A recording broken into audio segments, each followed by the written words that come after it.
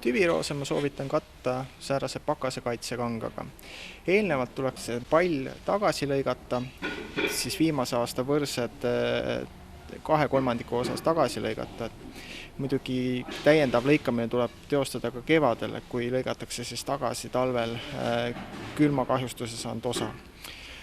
Siis kindlasti tuleks pakasekaitsekangaga täiendavalt veel isoleerida see pookekoht. Seejärel soovitan tüviroos maha painutada. Painutamiseks kasutada sääraseid traadist konkse.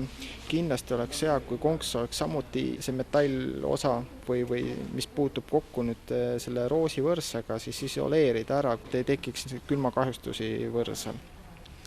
Ja kindlasti või minupoolne soovitus on, et kangas saaks ka sõrestikku ja siis mõne vihmakindla või niiskuskindla materjali, et see tagab parema ja tõhusama talvekaitse.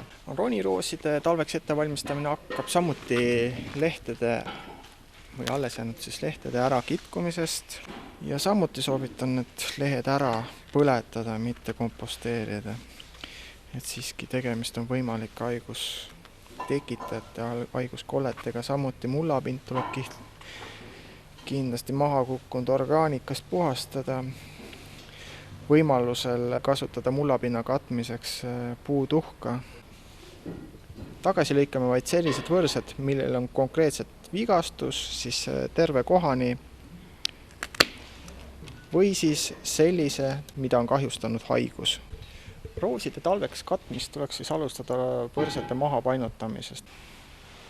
Kindlasti maha painutatud võrsed soovitan katta kuuseokstega ja täiendavalt võib veel siis konkreetselt võrsete kohale tekitada samasuguse koduteel hõlpsasti kokku pandava sõrestiku, millel siis saaks mõne niiskuskindla materjali kanda.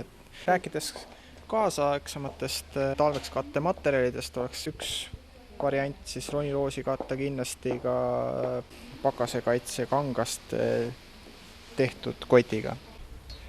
Kindlasti soovitan järgida kirjeldatud hooldusvõtteid.